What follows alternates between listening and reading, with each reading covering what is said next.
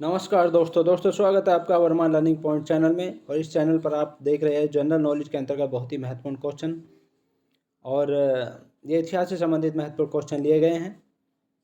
तो चलिए देखते हैं। इसलिए उसमें मैंने बताया था कि राज्य और राजधानियों से संबंधित क्वेश्चन ये आपको नेक्स्ट वीडियो मिलेंगे। तो देखिए, ये राज्य दिया हुआ है कुरु और उसकी राजधानी थी इंद्रप्रस्थ, और पांचाल राज्य है और उसकी राजधानी थी अहिच्छत्र, और कौशल राज्य की राजधानी थी साकेत। ये प्राचीन समय में था। वत्स वत्स की राजधानी थी कौशाम्बी।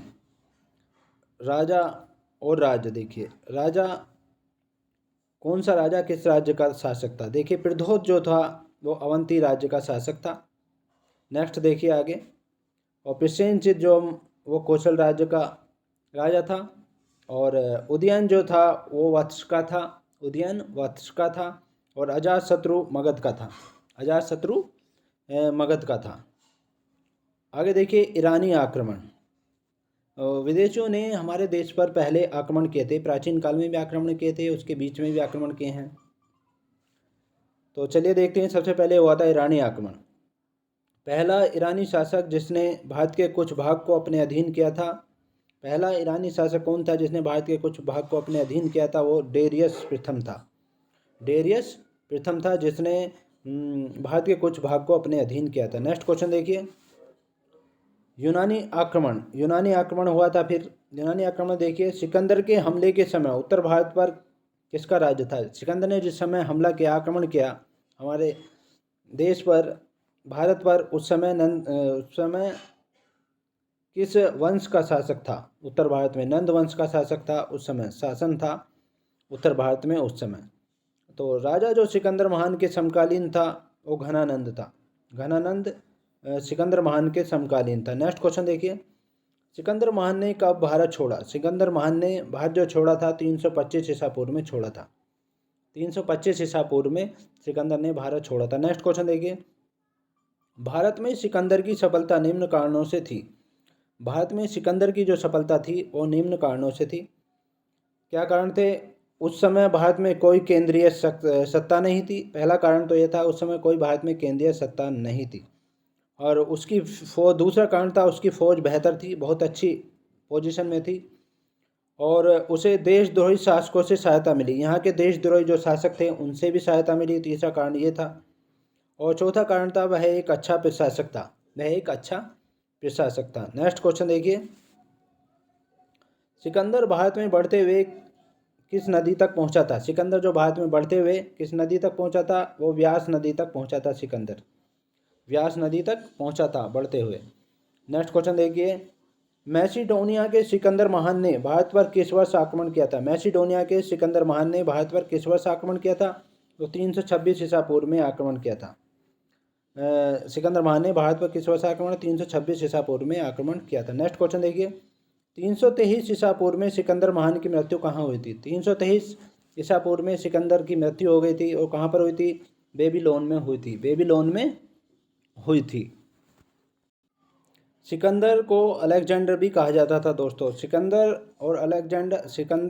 या अलेक्जेंडर और पोरुष की सेनाओं ने किस नदी के आमने सामने वाले तटों पर पड़ाव डाला था।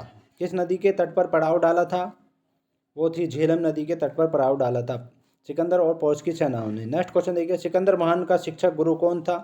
सिकंदर महान का जो शिक्षक या गुरु थे वो अरस्तु थे। नेक्स्ट क्वेश्चन देखिए। युद्ध भूमि में बड़ी संख्या में सैनिकों के मारे जाने अथवा आहत हो जाने के बाद किस भारतीय गण अथवा राज्य की स्त्रियों ने सिकंदर के विरुद्ध शस्त्र धारण किया था।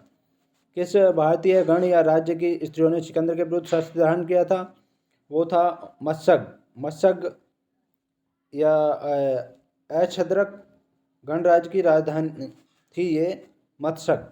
वहाँ के स्त्रियों ने जो है सिकंदर के विरुद्ध शस्त्र धारण किया था। अश्वक गणराज्य की राजधानी थी मत्सक।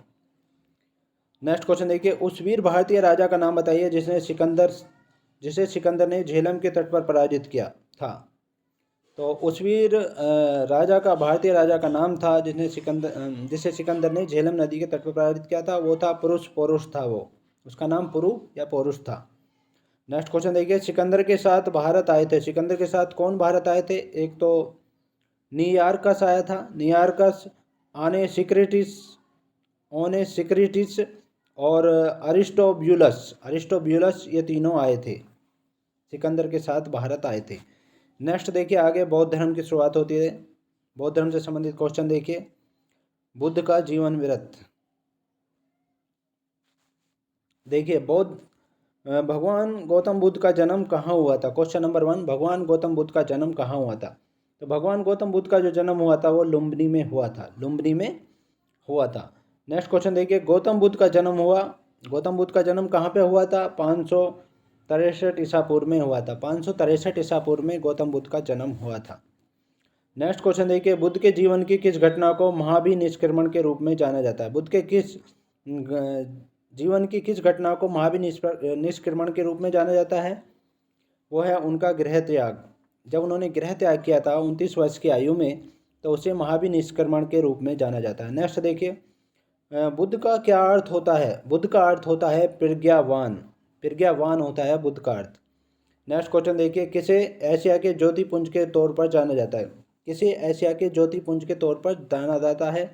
वो गौतम बुद्ध को एशिया के ज्योतिपुंज के रूप में जाना जाता है। बुद्ध ने अपना प्रथम धर्म संदेश कहाँ पर दिया था? बुद्ध ने अपना प्रथम धर्म संदेश जो दिया था वो सारनाथ में दिया था, जो धर्मचक्र परिवर्तन के नाम से जाना जाता है। पहला अपना उपदेश जो दिया था वो सारनाथ में दिया था। नेक्स्ट क्वेश्चन देखिए,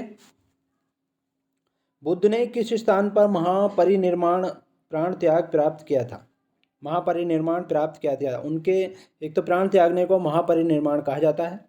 तो उन्होंने किस स्थान पर त्याग किया था? ये अपना शरीर कुशीनगर में त्याग किया था, कुशीनगर में त्याग किया था। नेक्स्ट क्वेश्चन देखिए, महात्मा बुद्ध का महापरिनिर्वाण जिसके गणतंत्र राज्य में हुआ वह था मल्ल था, मल्ल गणतंत्र राज्य था वो, जिसके कुशीनगर में उन्होंने अपना प्राण त्याग किया था। नेक्स्ट क्वेश्चन देखिए, बुद्ध ने अपने जीवन की अंतिम वर्षा ऋतु कहाँ बिताई थी? बुद्ध ने अपने जीवन की अंतिम वर्षा ऋतु जो बिताई थी वैशाली में बिताई थी, वैशाली में बिताई थी। नेक्स्ट क्वेश्चन देखिए, किन राज्यों का संबंध बुद्ध के जीवन से था? किन राज्यों का संबंध बुद्ध के जीवन से था? कौशल और मगध राज्य का संबंध बुद्ध के जीवन से था, कौशल और मगध राज्य का संबंध बुद्ध के जीवन से था। नेक्स्ट क्वेश्चन देखिए, गौतम बुद्ध का समकालीन मगध का शासक कौन था? गौतम बुद्ध के समकालीन मगध का जो शासक था वो बिंबिसार था, यानी गौतम बुद्ध के समकालीन उस समय जो था बिंबिसार था मगध का शासक। नेक्स्ट क्वेश्चन देखिए, मगध के उत्थान के लिए कौन सा प्रथम शासक उत्तरदायी था? मगध के उत्थान के लिए कौन सा प्रथम शासक उत्तरदायी था? तो प्रथम शासक जो उत्तरदायी था मगध के उत्थान के लिए वो था बिंबिसार, बिंबिसार था मगध के उत्थान के लिए प्रथम शासक था। तो ये थे महत्वपूर्ण क्वेश्चन। नेक्स्ट पार्ट में आपसे फिर मुलाकात होगी, तब तक के लिए शुक्रिया, थैंक्स सो मच।